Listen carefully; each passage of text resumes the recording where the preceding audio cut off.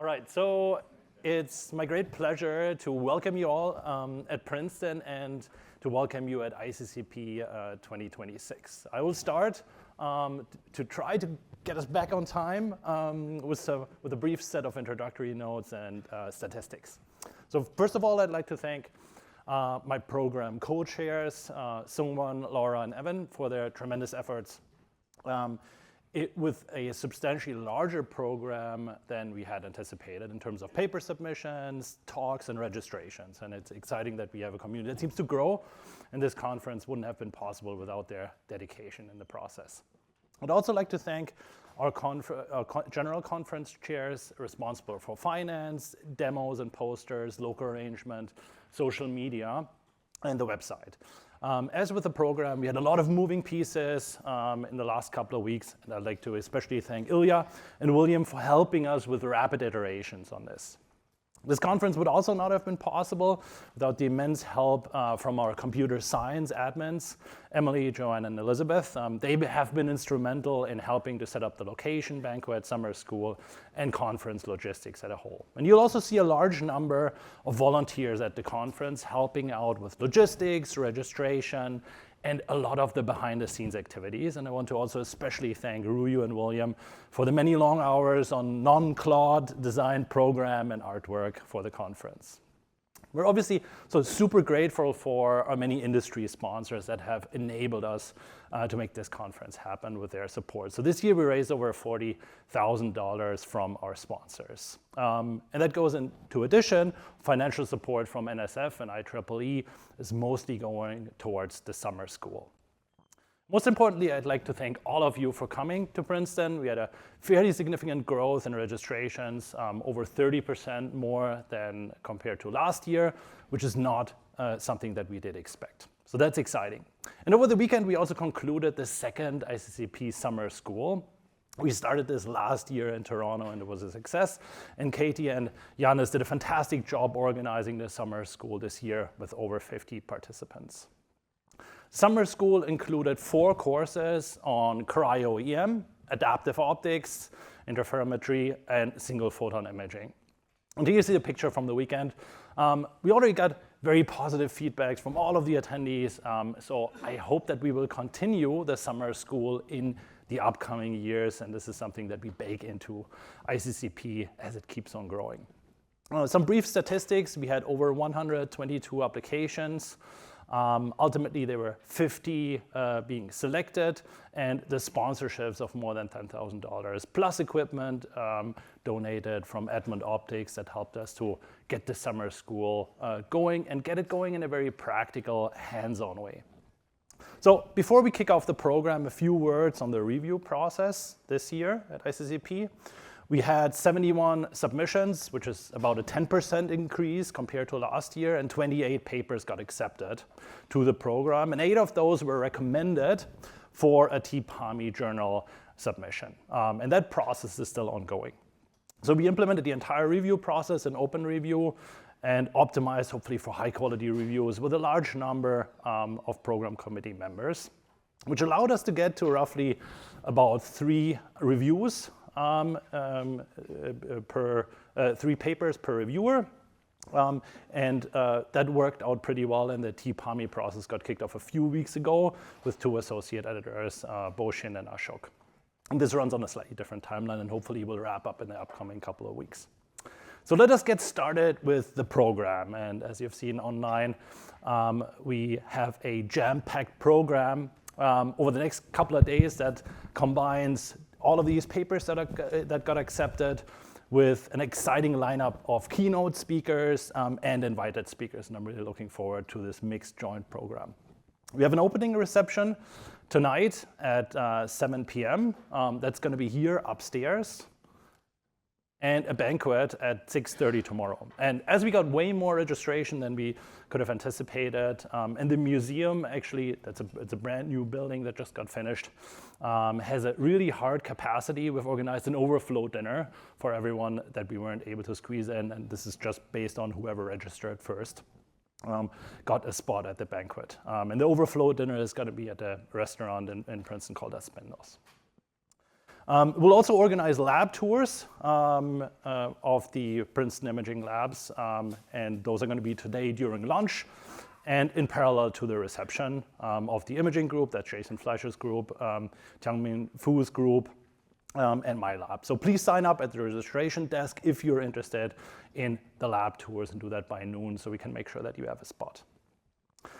Finally, a lot of folks asked already about this. Wi-Fi, there's 2 Wi-Fis. You can obviously log into at your own if you have the credentials. Otherwise, you need to use the PU visitor network, and it'll send you credentials via email. It's a little bit unfortunate, but you should have cell connection, hopefully, in this room still. So now you hopefully also are able to get this QR code for the program, which is online and finalized at this point.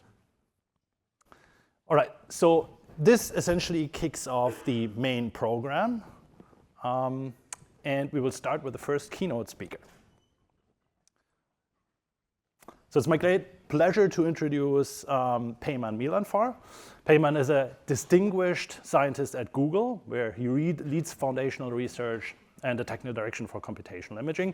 He's a member of the National Academy of Engineering, an IEEE Fellow, a distinguished lecturer of the IEEE Signal Processing Society. Before joining Google, Peyman has spent 15 years as professor at UC Santa Cruz, where he helped develop imaging pipelines. At Google, he developed tremendously impactful imaging pipelines for Google Glass, the beginning of what I would call a remarkable journey that has helped to shape computational photography as a whole.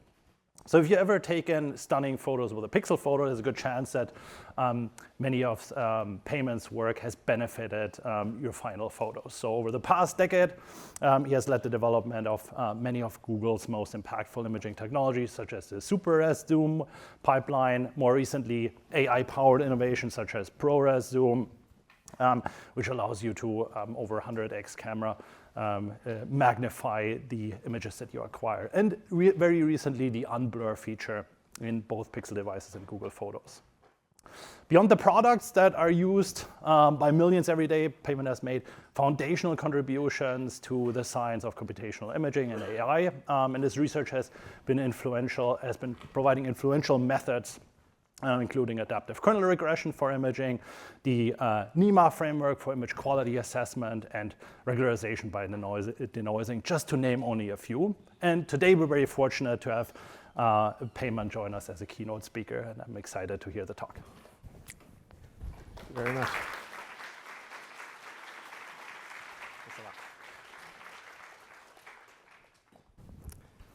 All right. Good morning. Can you hear me okay? Just want to make sure that, okay, perfect. All right. So today I'd love to give you at least my point of view on where cameras are going, in particular on the mobile platform. And I think it's a good place to start with a little bit of history. I think those of you with a little more gray hair like myself, and so a few of my colleagues know this history very well, but some of the younger folks may appreciate this. Let's start way back in the early days, kind of the old school in imaging. This is the first Kodak camera from the 1880s. I want to draw your attention in what it says in the box. You press the button, we do the rest. In a funny way, nothing has really changed, has it? This is sort of what we all aspire to do. For about 50 years, analog photography with film dominated the landscape. And then digital photography, point and shoot cameras and DSLRs were sort of the dominant paradigm. And right around 2010, computational photography became a really big thing. And I hope to give you some sense of why it happened around 2010.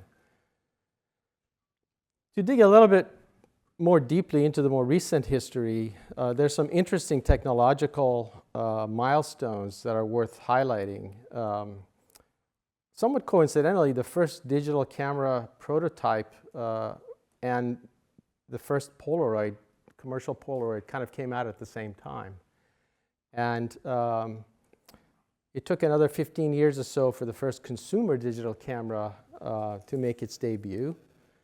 CMOS was the technology that really allowed digital cameras to be used at scale, especially in mobile devices, but it would take some time. So around 93 is when CMOS was announced, but it took a good 10 years for the cameras to become kind of native CMOS sensor based.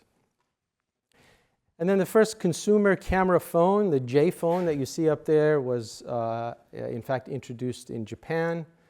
It was quite expensive and it didn't really have much adoption, partly because it was competing against these point and shoot cameras that gave much better quality at roughly the same price point.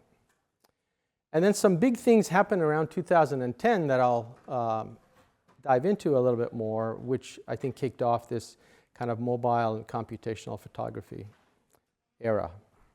I should say around 2010 was also when I think the activity at Google began. I think Mark LeBoy went over to Google, and then a couple of years later, he recruited me. We went over there, and then we sort of started working on Google Glass together. So that was kind of a watershed moment for this field. This is an interesting picture. Many of you may have seen it already. Vatican Square, same place, very different time. And I show you this to highlight the difference and what happened in 2010, kind of the transformational change that happened. I want to draw your attention to this person in the corner here, lonely person with a flip phone. And then in the next picture below, you see everybody is sort of doing the same thing. Big change happened, obviously. All right, so let me try to explain what I think happened. So in 2007, the iPhone was introduced, and rightfully so, it was advertised as Apple reinvents the mobile phone, and they really did. But it's important to note that while they reinvented the mobile form, it wasn't really about the camera. It was really mostly about the display and the user interface. Those were the king. In fact, if you listen to Steve Jobs' longish, kind of 90-minute keynote that he gave in the introduction of the iPhone, he said exactly one sentence about the camera. He said, on the back, the biggest thing of note is we've got a 2-megapixel camera built right in. And he moved right on. That's all he said about it. And of course, now, your phones are as much cameras as they are anything else. So a lot changed. Of course, alongside all of this, Moore's Law was continuing to march along. The number of transistors on microchips increased. Again, I've marked 2010, which I think was this sort of watershed moment for reasons that I'll make clear momentarily. And then the price of computer memory and storage declined. Of course, as many of you know, nowadays there's a kind of RAM apocalypse that's been happening, and so that curve has gone down, and now it's kind of starting to violently turn back upwards. I'll talk about that.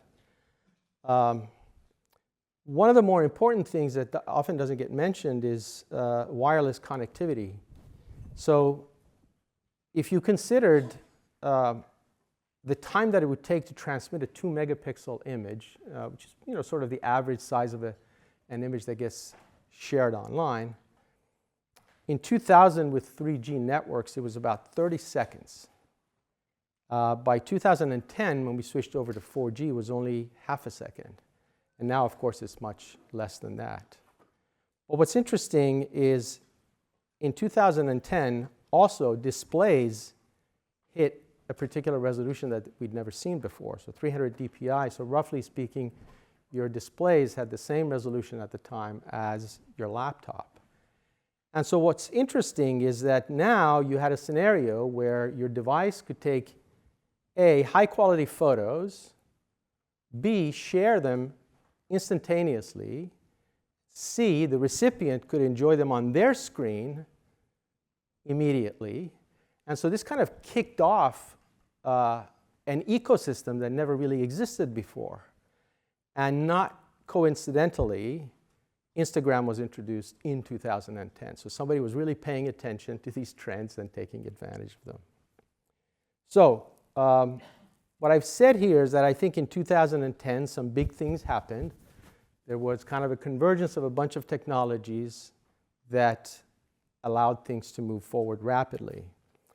And what I hope to do in the rest of this talk is to give a sense that something, just like what happened in 2010, something big is also happening now. And that big thing is AI. Now, you might ask right off the bat, and apologies for this horrible choices of color.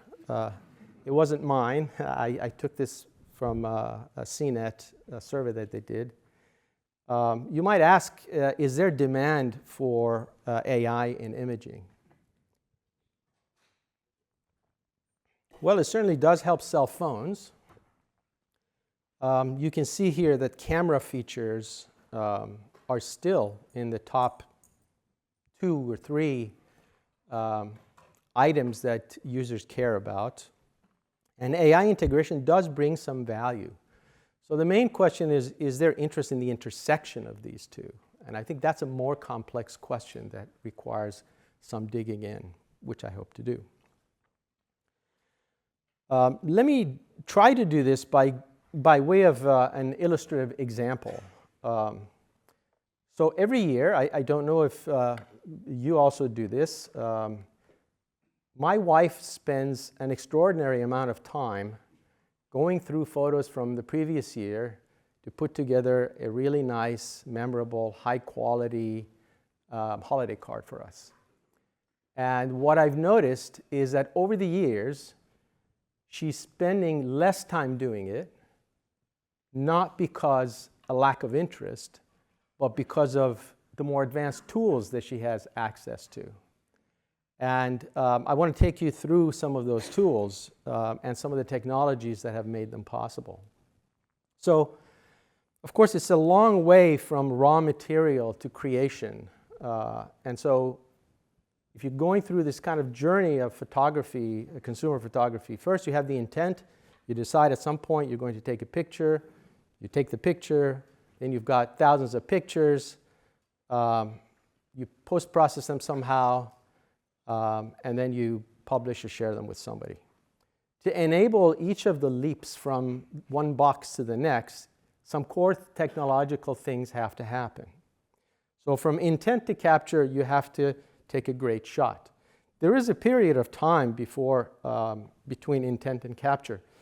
It takes time to put your hand in your pocket, pull your phone out, turn the camera on, take the picture, and by then you might have missed the moment.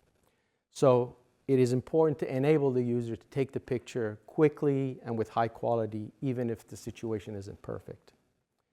Then you've got hundreds, maybe thousands of shots. Every time I go on vacation, I come back with literally thousands of shots.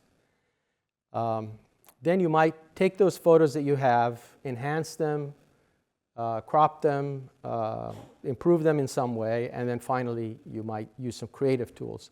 I'm going to talk about the first 3 of these things for this talk. So first, let's talk about taking a great shot. Let me say a little bit about the technology in your camera smartphone. So in the top here, what you see is the classical single frame camera pipeline, which is basically more or less no longer in use. So this is the thing where, a single photograph is taken, processed, and a single photograph is output. So one picture in, one picture out.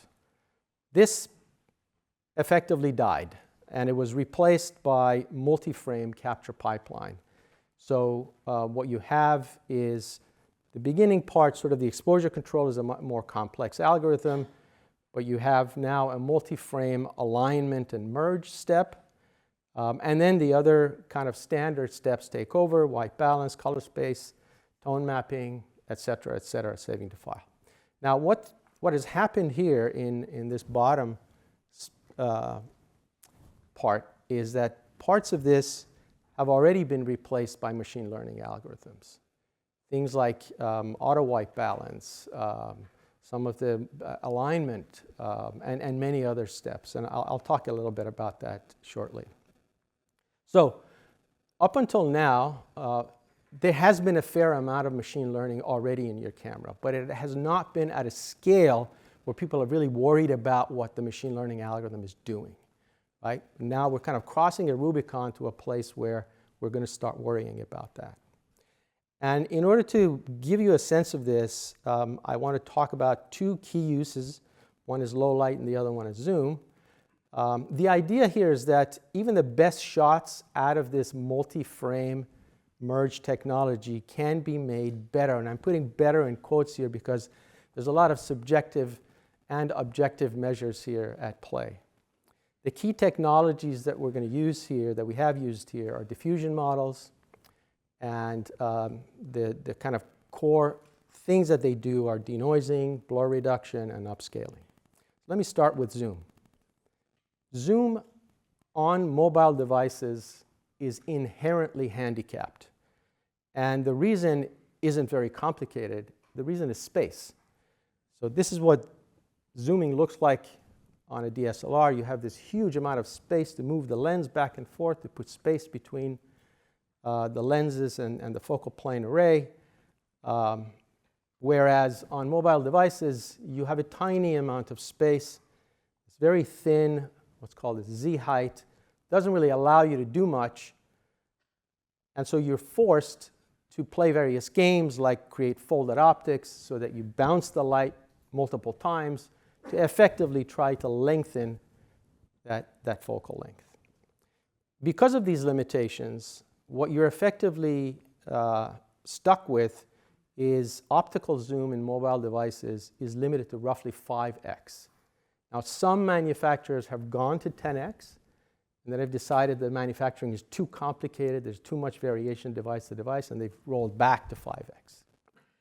So this is what 5x looks like. And it might seem like a lot, but you want to go much deeper than this. Now let me ask you to have a look at this sequence of shots and take a guess how much zoom there is from beginning to end of this sequence. It seems like a lot, right? Actually, it's only 30x. So that sequence was going from 0.5x to 30x. And we're going to go to 100x, which is a little tiny dot in the back of this image, which is about 150 pixels by 150 pixels. And that's going to be turned into a 12 megapixel image. Bear with me. Okay, so in order to get there, here's the following process that we do.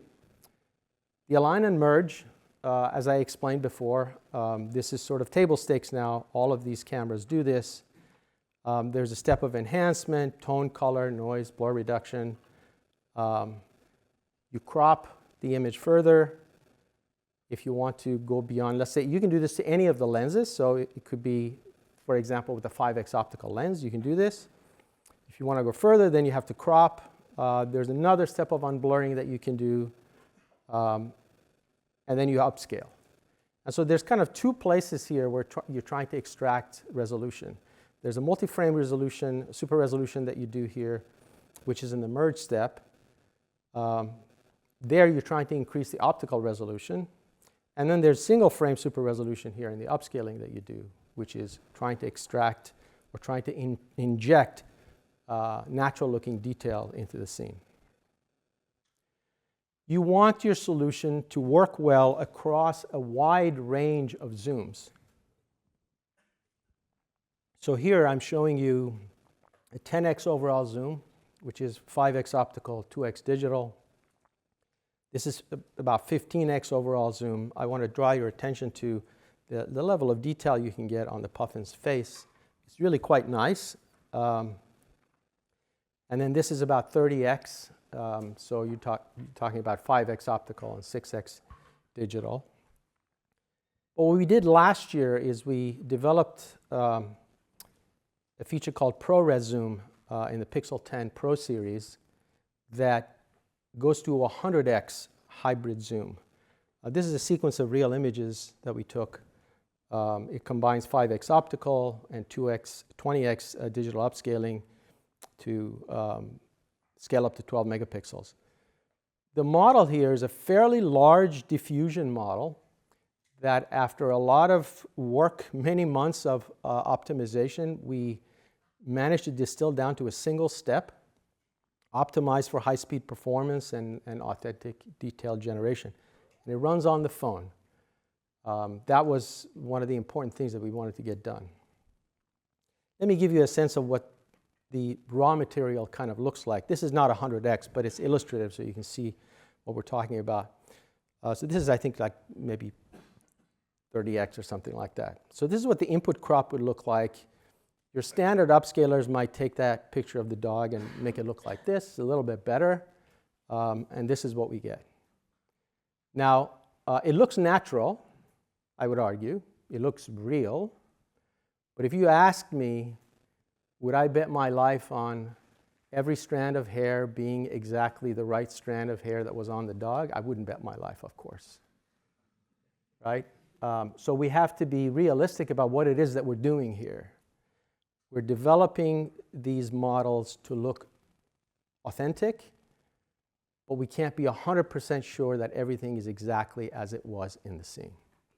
To some degree, this is not all that different from traditional photography, but it's kind of taken to a certain extreme that hasn't been there before. So that's one use case. The other one is night photography.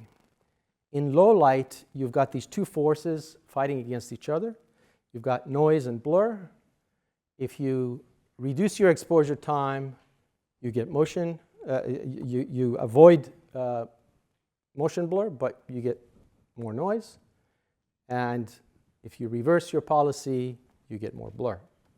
And so these two are addressed both by designing new capture protocols and using deep models. And again, you want your models to work across a range of light levels. So this is a moderately low light, but I just wanted to show you what the raw input kind of looks like and how much denoising you can do. I mean, on the face of it, this is really a remarkable denoising result, unlike anything we might have seen before. But I do want to draw your attention here to the text in the lower left corner of the shirt. This is supposed to say enjoy. And you can see the text is garbled, right? So again, at a macro scale, it looks fantastic. But if you look very, very closely, you can get certain things that don't look right. So this is at a moderate low light. This is at very low light. This is about 0.5 lux.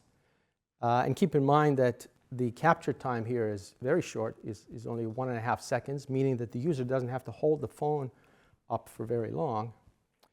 And this is extremely low light. This is 0.04 lux. And again, very low capture time. And you can see the texture on the hat is coming through. All right, so where we are is we have to start rethinking the ISP, the image signal processor. The old way is that the traditional ISP tuning is kind of a dark art. It relies on a lot of heuristics and some analytical signal processing. The new paradigm is kind of your transition. We're starting to transition to almost fully learned pipelines. And by that, I don't mean just one monolithic model that does everything. I mean components that do the right thing step by step. Those components, you don't have to have 18 of them. You might have 2 or 3 of them, but we are moving in that direction. The dominant paradigm being, again, using diffusion models for restoration and enhancement. Now, what this does is it creates a new challenge, which is that it shifts radically the capture schedules, and it makes setting quality bars and defining authenticity a much, much more complicated task. Very quickly, if you're interested in the kind of diffusion approach that we're using in some of this work, I can refer you to this paper and some overview of a lot of the denoising work that we've done over the years. This is another paper that I can recommend. All right, so I talked about capturing a good shot. Let me talk about finding the right shot. And this should be a surprise to no one. Let me take you back, if you're old enough, to the days when you would spend a lot of money and you buy a roll of film with 12 exposures, and you would be very, very careful about setting up your shot. And you would take your 12 pictures, and maybe 6 of them would come out really good, and you'd be very proud of them, and you'd frame them and show them to your friends. Then we went to larger rolls of film, a little less expensive, 36 rolls, 36 exposures, still 6 of them great. And of course, you know what's coming next. You have a disc, you have thousands of exposures, and guess what? Only 6 of them are awesome still. So, but you've created a new problem for yourself, which is that now you have to sort through all of these thousands of images to find the good ones. And that requires technology, and this is one of the places where AI has been super useful. So the ease of capture has led to a need for curation. So there's lots of approaches that have come out. I've noted here a couple of pieces of work that we've done, which is, you use training data. We use training data from photographers who kind of rated the images for both quality and aesthetics across thousands of kind of pairwise comparisons. And then we turn those pairwise comparisons into scores. And then you develop a neural network that basically takes an unseen image and it produces a set of probabilities for how good it is. Let's say 10 is the highest quality and 1 is the lowest quality, and it assigns probabilities, basically a discrete probability to each one of these.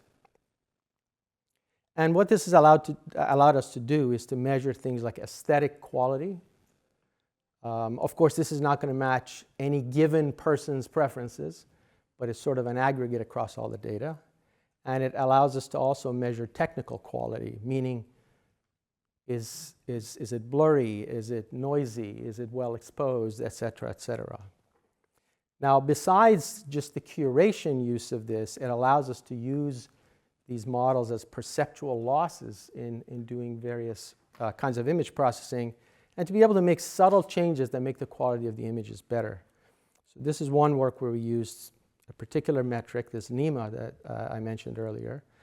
But more importantly, and I hope all of you are aware of this wonderful paper by Blau and Michaeli called The Perception Distortion Trade-off, where they made this point that if you try to optimize your system, your image processing system, to have the highest PSNR, you are necessarily going to have lower perceptual quality, and vice versa. And what you basically have is this kind of Pareto frontier along which you have to traverse. And one side of it is impossible, the other side of it is possible. This is, if you're statistically minded, this is sort of the top part of this curve corresponds to effectively an MMSE estimate, minimum mean squared error estimate, whereas the bottom part refers to a maximum a posteriori estimate. So having a perceptual metric actually allows you to trade off how much hallucination you want to allow in the models that you're developing. Now, that's not the only thing. Quality now has to be traded off against fidelity and plausibility, because large models allow you the creative freedom, but as you increase the quality of the results that you get, you start drifting away from reality, and that's something you have to be very careful about. One technique that becomes very useful here is anchoring. And by that I mean, if you happen to know that this photo is of this person and you have a reference image, if any of you use Google Photos or any of the other photo services, you do face clustering, right? Your device knows these are your photos, these are your kids' photos, these are your mother's photos, etc. If you can recognize that, and you can anchor your results on previously captured high-quality photos of that person, and so therefore your inference is better as a result. Not only more plausible, but also high fidelity to the truth. Now let me move on and talk a little bit about AI enhancement and editing. Photo on blur, as Felix mentioned earlier, is a feature that we launched a few years ago, a couple of years ago. It fixes motion blur, autofocus failures, hard to photograph subjects. So blur, as you all know, is a very complicated thing. There's a lot of different ways that blur can manifest itself. could be out of focus, it could be a different lens, camera or subject motion, object motion, etc. So we launched this, and in fact, when we were planning to launch this, when we pitched this to our management, there was a kind of hand-wringing a little bit about, well, who cares? Like, blur, like, who cares about blur? And once we launched it, it turned out to be, and still is, one of the most popular features on Google Photos. It turns out it's very, very common to have blurry photos, which most people, if the photo is really dear to you, you keep it, and if it's not, you just delete it. And you just live with the blurry image. And it turns out people historically have had a huge number of imperfect photos with respect to blur in their photo collections that they wanted to improve. So this turned out to be, really delightfully popular solution for folks. And it can handle lots of different kinds of blur. And we've now created various generations of this to improve the quality and the difficulty. So things like, correcting autofocus, as I said, hard to photograph subjects, kids never stay still, fixing candids and selfies, bringing family photos back to life. And the interesting thing about the technology here now is that I've mentioned to you three things. I've mentioned blur reduction, noise reduction, and upscaling. The really cool stuff happens when you compound these effects on top of each other.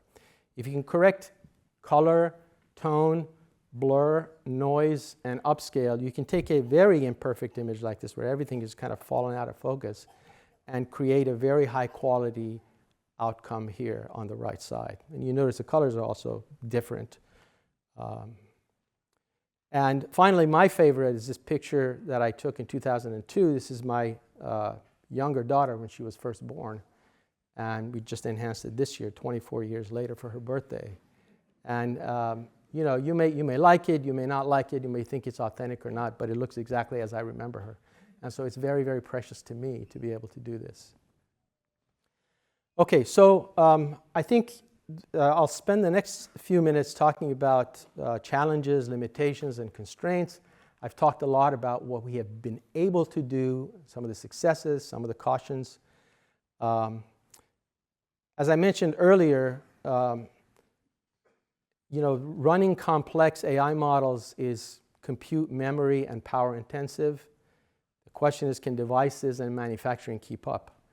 I showed a different version of this graph earlier, and this really shows kind of this RAM Armageddon that we're going through. Things have just become really expensive. You just noticed Apple increased the prices of all of their devices they announced by, $100, $200, and this is one of the direct drivers of that. But there's other issues. For putting things on device, it's not just about the flops. So if you just say, I've reduced the complexity of my model or my algorithm to use fewer flops, that's great. But in fact, it turns out that memory bandwidth plays a bigger role than compute. Moving data around often costs more time and battery than the actual computations. And so if your peak memory exceeds a certain amount, you'll never launch. Thermal reality is another one. A feature can be really magical, but if the phone overheats, especially in 95-degree heat in New York City, then you've got a real problem on your hands, and you can't ship it. And finally, you don't develop these models as one does in an academic setting. You don't develop them in a vacuum independent of the hardware, but rather you optimize and you write these methods for the specific hardware constraints of the ISP. And those things are not the same year after year. They too are evolving. So you're kind of chasing a moving target over the years, and you have to target the models that you're developing a year or two ahead of time. And so this brings this question of where you should run your compute, edge or server. Obviously, on device, you have you can have low latency, you have interactiveness, It's private by design. Your data never goes anywhere. There's no inference cost. There's no central inference cost. You bought the phone already. You run it, and you don't need any connectivity. But as I said, this is not easy to do for all the constraints that I mentioned. So maybe you can do things on the server. So you capture on device and do it on server. There's more demanding tasks that you can do. There's high compute power. You have full scalability. You can do these things for any device because you're not doing it on device. But you have ongoing inference costs. So basically, you're paying for everybody's inference. And if a feature becomes a little too popular, then it starts to eat into your profits because there's so much inference that needs to get done. And of course, connectivity is required. So some have argued that there's a thin client model, which is you capture on device, you process on server, and now you're spending communication costs, sending data back and forth. So you might argue, depending on your point of view, this is either the best or the worst of both worlds. And then finally, one of the challenges, and this is not really necessarily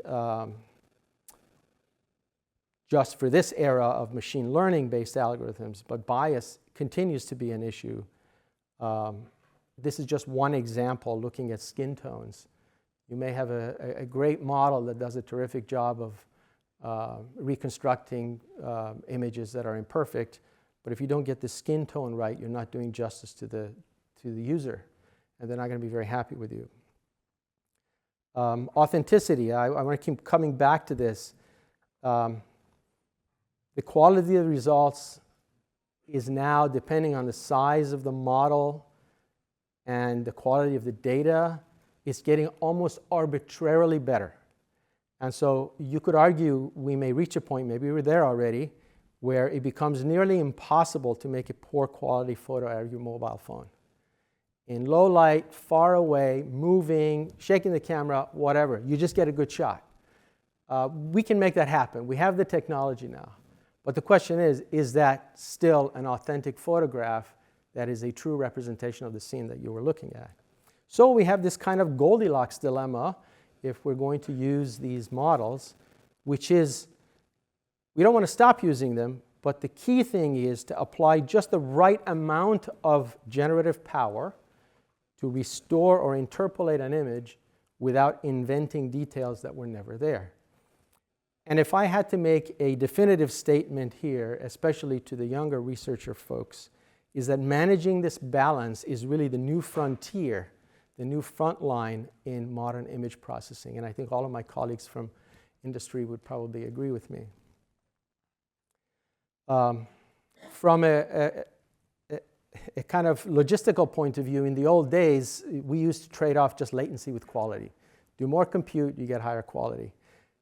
Then we had relatively modest model sizes, so we traded off latency, quality, and model size. Now we have latency, quality, model size, and authenticity because the models are so big. Thank you. And so this has become a multi-directional kind of optimization that we have to do, which is challenging. Now you start even thinking about what is a photograph anymore. Is it captured, AI edited, generated? Look at these two pictures. You would look and you would say, well, it looks like the one on the left is a photograph. It's been taken with the camera. The one on the right has been edited, right? Maybe you agree, maybe you don't. It turns out actually they were both generated. Okay, from whole cloth, right, from noise. But I can make a credible case that one was captured and then the one on the right was edited from the one on the left, right? So we've gotten to that point. If you're interested in kind of the more societal and philosophical aspects of this, there's this book that I can highly recommend, How to See Like a Machine by Trevor Paglen. And what he talks about is something very interesting, which is that images have gone, in this modern age, photos that we take have gone from representations of the real world to machine-readable artifacts where every photograph is not just a representation of the world, but a data point for the next model that's going to capture the world and show you some version of it. So you have this very odd feedback loop that's now been established between photography and a representation of the world. We also have the opportunity now to reinvent the mobile platform. What's a mobile device going to look like in 5 or 10 years? There's various directions things are going. You might want to ask a science fiction writer what it might look like. This is actually from about 2020, so about 25 years ago. And this fellow, David Gerald, wrote, "I call this device a personal information telecommunications agent, or PITA for short. The acronym can also stand for pain in the ass, which is equally likely to be because having all that connectivity is going to destroy what's left of everyone's privacy." So that was pretty prescient for 2020. And so what comes after smartphones and mobile cameras in particular, I can give you, this is not very original, but there's an analogy to cars where somebody said, the first 50 years of making cars was about creating car companies and working out what cars should look like. And then the next 50 years, once everybody had a car, the innovation was not about the car so much, but everything around the car. And I think the same thing is now happening with mobile devices, and in particular mobile cameras. A camera, is it real anymore? Is it virtual? Might you have promptable cameras where you point the camera to a real scene, but you also prompt it to produce something very specific? It's a possibility. It could happen. Are you the photographer? Is the intent for the photograph a thought in your head, or is it the agent over your shoulder? You don't know. So I'll end with this joke that I heard in the 1980s. Stephen Wright said, "I got this new camera. It's very advanced. You don't even need it." Thank you very much.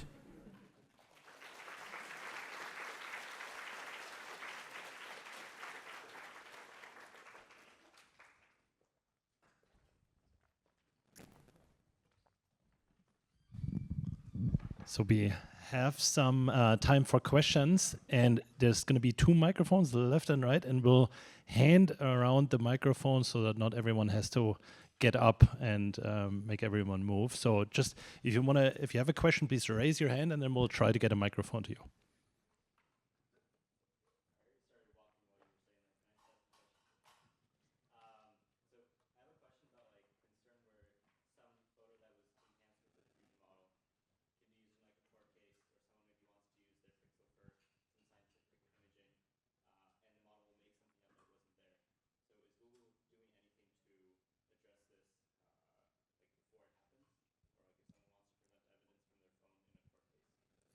Yeah, I wouldn't say we're doing anything specifically to address what would happen in a court, but we do have a very strong set of processes for evaluating models, both for subjective quality and for objective quality before we launch them.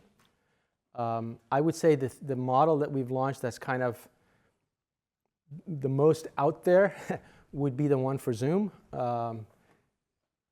partly because when you're that far away, it's very difficult to discern what it is that you're looking at a level of detail. So I would say that for use cases like Zoom, there's no real way of establishing a perfect ground truth. But what you can do is to be responsible enough to not try to hallucinate things that could cause problems. So for instance, for the Zoom use case, we actually have a person detector.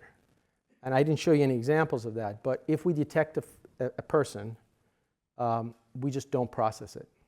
We just produce a blurry version of the person in the zoomed image. So the result basically works really well on structures, natural things, trees, mountains, pets, and so on and so forth. And with people, we don't try because we know we're going to get it wrong. It's like there's another question. Well, anyway, you decide. Yeah.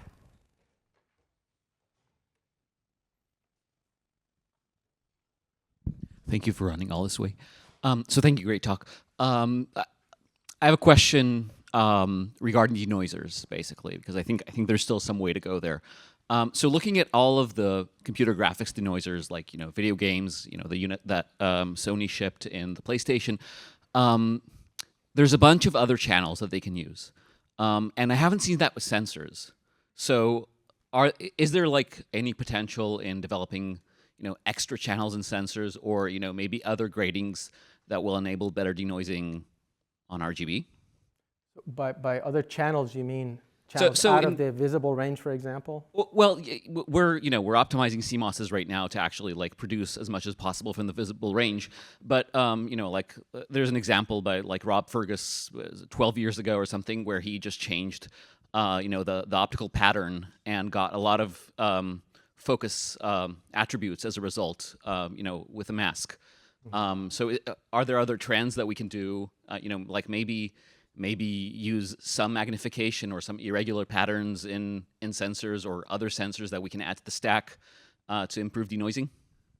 Yeah, so I guess what I have to say about that is denoising right now for standard optical sensors by certain metrics is about as good as it's going to get. So if you want to do minimum mean squared error effectively, you can do nearly perfect minimum mean squared error. But that's not necessarily the right thing to do. You want to trade off, like I said, kind of objective measures versus subjective measures. And so it's a question of what you want to optimize. And so when you say do better with denoising, my question to you would be better by what metric? If you want to do it by PSNR, we can pretty much do that already. Well, I guess it depends. If you go to really low light, other sensors will help. But for fairly reasonable ranges of noise that I showed you here, it's okay. But I would, again, decide what the metric is going to be. If it's subjective, you use a different approach than if it's purely objective.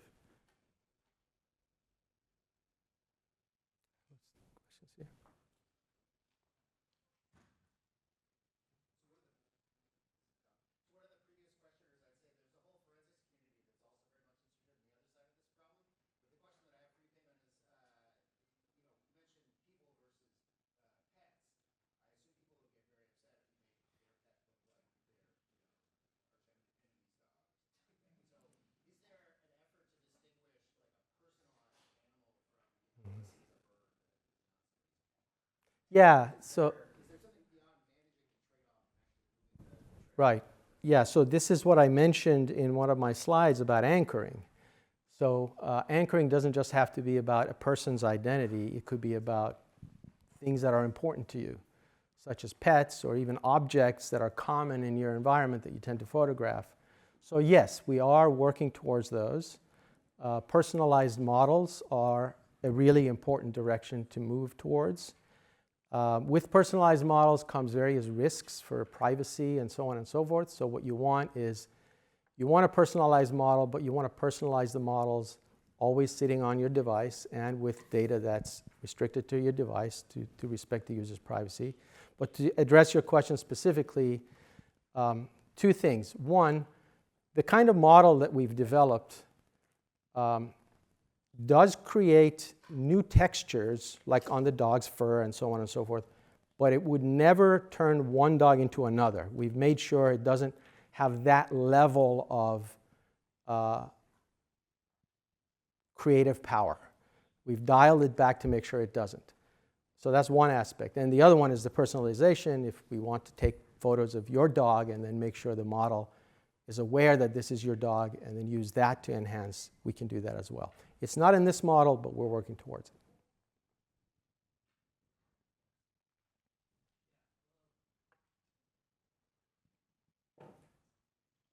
I'm a optical designer in training, so I always learn that there's a physics limit of how good the image you can be, because the numerical aperture defines the spot size, and also the size of your sensor defines the field of view. So there's a physical wall in there. But I really enjoy that your examples of the zoom images. It looks like a breakout this size times numerical aperture zoom wall. Is that correct? So it's more like a philosophical question. Yeah, so you're referring to optical limits. So there's two places where we can violate that rule of thumb. One is in multi-frame merge.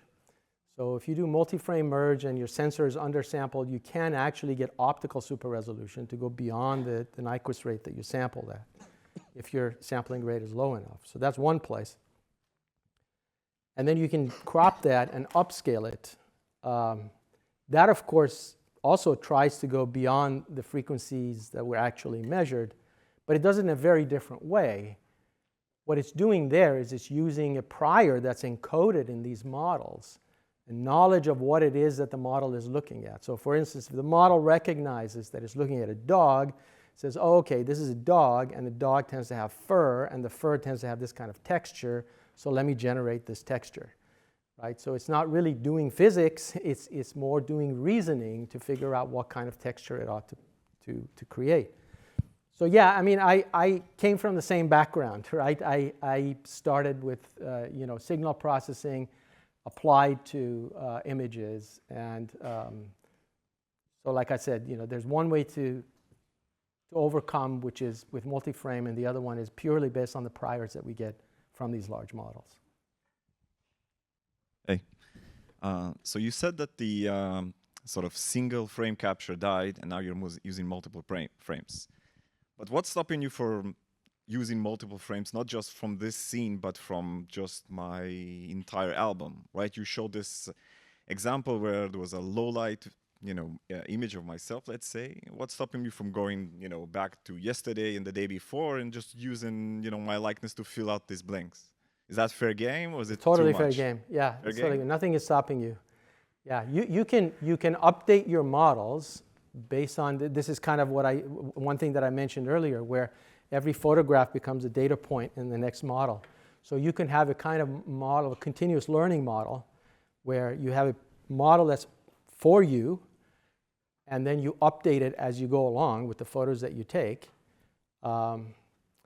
Again, from an engineering point of view, it's not trivial because it's got all different kinds of things attached to it, like privacy and storage and all this other stuff. But yeah, from a fundamental point of view, there's nothing stopping you from doing that.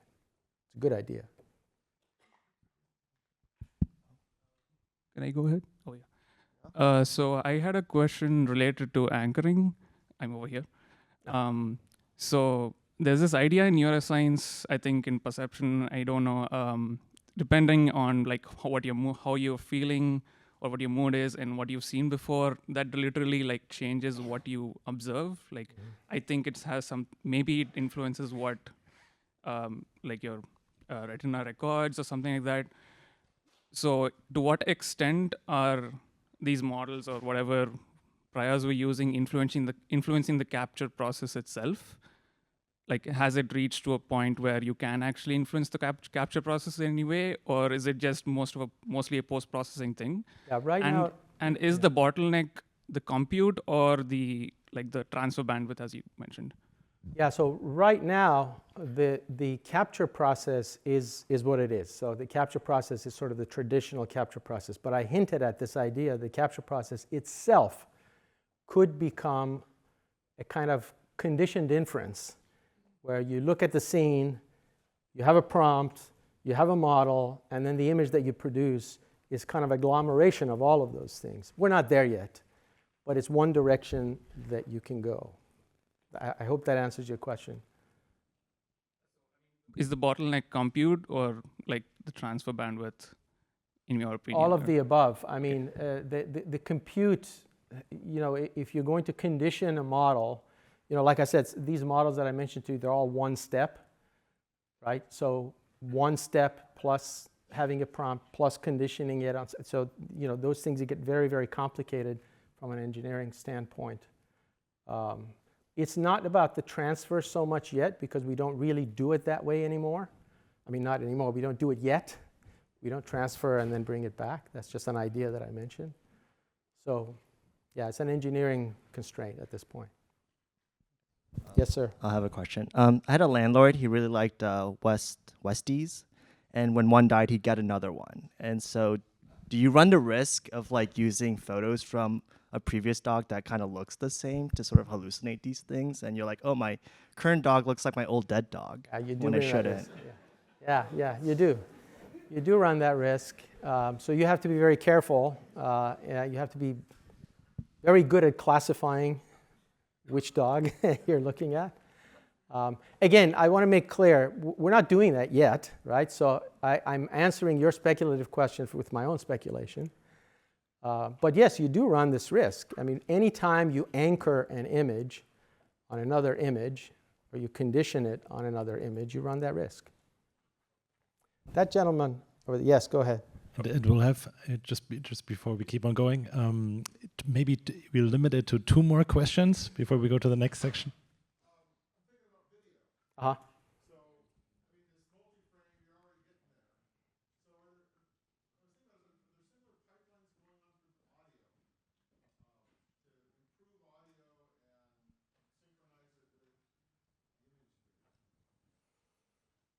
If there are, I'm not aware of them. To be honest with you, I haven't really paid much attention to audio, so I don't really know.